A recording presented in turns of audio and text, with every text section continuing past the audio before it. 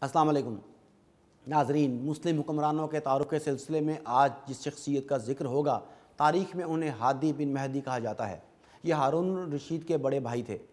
ہادی بن مہدی بن منصور 147 ہجری کو رے کے علاقے میں خیزران کے وطن سے پیدا ہوئے۔ خیزران بربر قوم سے تعلق رکھنے والی یہ خوبصورت خاتون تھی جو پہلے مہدی کی مملوکہ تھیں، پھر انہوں نے اسے آزاد کر کے اس سے نکاح کر لیا۔ ان کے پیٹ سے ہادی اور ہارون پیدا ہوئے۔ خلیفہ ہادی نے تخت نشین ہو کر اپنے باپ کی وصیت کے موافق زنادقہ کی خوب خبر لی اور ان کے خاتمے کے لیے سخت کوششیں کی۔ ہادی چوتھے عباسی خلیفہ تھے۔ انہوں نے اپنی والد کی وفات کے بعد 785 ہجری میں حکومت کی باغ دوڑ سنبھالی۔ مہدی کی وفات کے وقت الہادی جرجان کی مہم میں مصروف تھے۔ ان کی عدم موجودگی میں ہارون الرشید نے ان کے لیے بیعت لی اور گرد و نواح میں اپنی والد کی وفات کی خبر دی۔ 20 روز کے بعد ہادی جرجان سے بغداد پہنچے۔ تخت پر بیٹھنے کے بعد انہوں نے حاجب ربیع کو اپنا وزیر مقرر کر لیا۔ ملکہ خیزران کی خواہش تھی کہ مہدی اپنے بیٹے ہادی کی بجائے چھوٹے بیٹے ہارون الرشید کو جانشین بنائے، لیکن مہدی کی اچانک وفات کی وجہ سے ایسا نہ ہو سکا۔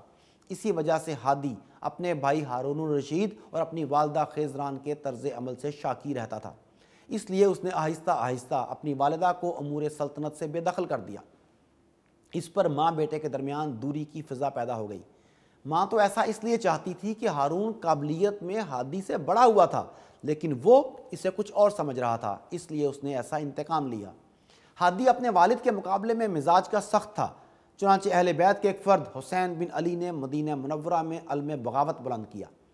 اہل مدینہ نے اس کے ہاتھ پر بیعت کرنا شروع کر دی۔ پھر انہوں نے مدینہ کے گورنر کے مکان کا محاصرہ کر لیا۔ فریقین کے درمیان جھڑپیں شروع ہو گئیں، جس میں مدینہ کا عباسی گورنر مارا گیا، مگر ہادی نے بہت جلد اس بغاوت پر قابو پا لیا۔ مگر حسین بن علی کا ایک چچا زاد بھائی بچ کر مصر اور مراکش چلا گیا، جہاں انہوں نے خود مختار ادریسی حکومت کی بنیاد رکھی۔ ان کی حکومت بھی ایک وقت میں سلطنت اندلس کی طرح عروج پا گئی تھی، مگر بعد میں ان کی ریاست بھی اپنے تحفظ کی خاطر سلطنت اندلس کے ایک صوبے کی حیثیت اختیار کر گئی، لیکن اس کا گورنر اسی خاندان سے ہوتا تھا۔ ناظرین، سلطنت ادریسی پر پھر کبھی ایک ویڈیو بناؤں گا۔ بہرحال ہادی نے جب مدینہ کی بغاوت کو قابو کر لیا تو دوسری بغاوت جزیرہ میں حمزہ بن مالک خزائی نے کی۔ وہاں کے حاکم منصور بن زیاد نے شکست کھائی، لیکن جلد ہی حمزہ کے اپنے آدمیوں نے اسے مروا دیا۔ یوں باہمی لڑائی کے نتیجے میں یہ بغاوت خود بخود ختم ہو گئی اور ہادی کو زیادہ کوشش نہ کرنی پڑی۔ اسی طرح ہادی کی تخت نشینی کے بعد رومیوں نے سرحدی چوکی حدسیہ پر قبضہ کر لیا، لیکن عباسی سپہ سالار نے جوابی حملہ کر کے یہ چوکی واپس چھین لی اور رومیوں کے سرحدی علاقے میں داخل ہو کر ان کو زیر و زبر کر دیا۔ نتیجتاً رومی شرارتوں سے باز آ گئے۔ ہادی نے تخت خلافت پر بیٹھتے ہی یہ کوشش شروع کی کہ اپنے بھائی ہارون کو ولی عہدی سے معزول کر کے اپنے بیٹے جعفر کو ولی عہد بنائے۔ یحییٰ بن خالد بن برمک ہارون الرشید کا اتالیق تھا۔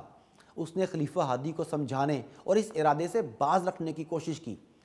کئی مرتبہ یحییٰ اپنی کوشش میں کامیاب ہو کر ہادی کو اس ارادے سے باز رکھنے میں کامیاب ہوا، لیکن ہادی کے دوسرے مصاحب اس کو بار بار اس بات پر آمادہ کرتے رہے کہ وہ ہارون کو معزول کر کے اپنے بیٹے جعفر کو ولی عہد بنائے۔ یحییٰ نے ہادی کو سمجھایا تھا کہ آپ کا بیٹا جعفر ابھی نابالغ ہے، اگر آپ آج فوت ہو جائیں تو امراء سلطنت اس چھوٹے بچے کی خلافت اور حکومت کو تسلیم نہیں کریں گے، جس کے نتیجے میں فسادات پیدا ہوں گے۔ ہارون کو آپ کے باپ مہدی نے آپ کے بعد ولی عہد مقرر کیا تھا، آپ ہارون کے بعد جعفر کو ولی عہد بنا دیں، پھر کوئی اندیشہ اور خطرہ باقی نہیں رہے گا۔ آپ کی زندگی میں جعفر جس وقت بالغ ہو جائے اور اپنی قابلیت کا اظہار کر دے تو میں ہارون کو اس بات پر رضامند کر لوں گا کہ وہ اپنے حق ولی عہدی سے جعفر کے حق میں دستبردار ہو جائے۔ ان باتوں سے ہادی کی تشفی ہو گئی، مگر امراء سلطنت جو ہارون کے مخالف تھے ہادی کو بار بار گمراہ کرتے رہے، آمادہ کرتے رہے۔ آخر ہارون کو معزول کرنے کا فیصلہ کر لیا گیا۔ یحییٰ نے اس ارادے سے باخبر ہو کر ہارون کو مشورہ دیا کہ وہ شکار کے بہانے یہاں سے کہیں اور چلا جائے اور ہادی سے دور رہے۔ چنانچہ ہارون شکار کے لیے اجازت حاصل کر کے کثر مقاتل کی طرف چلا گیا۔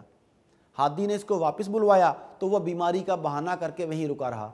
انہی ایام میں ایک واقعہ پیش آیا کہ ہادی نے اپنی ماں خیزران کو امور سلطنت میں دخل دینے سے بالکل روک دیا۔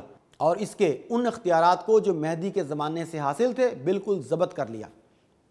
ماں بیٹوں کی اس کشیدگی نے ایسی ناگوار صورت اختیار کر لی کہ یہ ایک دوسرے کے دشمن ہو گئے۔ خیزران کو جب یحییٰ کے ذریعے یہ معلوم ہوا کہ ہادی اپنے بیٹے جعفر کی ولی عہدی کے لیے ہارون کی جان کا دشمن ہو گیا ہے تو وہ ہارون کی محبت میں اور بھی زیادہ ہادی کی دشمن بن گئی، اور اب بجائے ایک یحییٰ کے دوسری خیزران بھی ہارون کی حامی بن گئی۔ جب ہارون نے ہادی کی خدمت میں حاضر ہونے سے انکار کیا تو اس کے بعد ہادی خود موصل کی طرف روانہ ہوا۔ وہاں سے واپسی پر ہارون بھی اس کے ساتھ تھا۔ راستے میں ہادی بیمار ہوا اور 3 دن بیمار رہ کر 170 ہجری میں تقریباً 1.25 برس حکومت کر کے وفات پا گیا۔ ہادی نے بغداد سے جرجان تک ڈاک کا نظام قائم کیا، جس کی وجہ سے خبر رسانی کا نظام بہت تیز ہو گیا۔ ناظرین، ہادی ایک طرف خوش مزاج تھا تو دوسری طرف کسی قدر ظلم پسند بھی۔ سلطنت کے کاموں سے بے پرواہ نہیں رہتا تھا بلکہ ہوشیاری سے امور سلطنت چلاتا۔ یہ ایک توانا اور سپاہی منش آدمی تھا۔ اس کی عمر بہت کم اور خلافت کا زمانہ بہت ہی تھوڑا تھا، اس لیے اس کے اخلاق کا اچھی طرح اظہار نہیں ہو سکا۔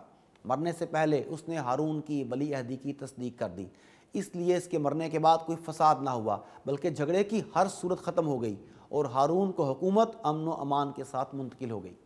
ناظرین، ہارون کے حوالے سے تفصیلی گفتگو ہم اپنی اگلی ویڈیو میں کریں گے۔ اس ویڈیو کا انتظار کیجیے، تب تک کے لیے اجازت، اللہ حافظ۔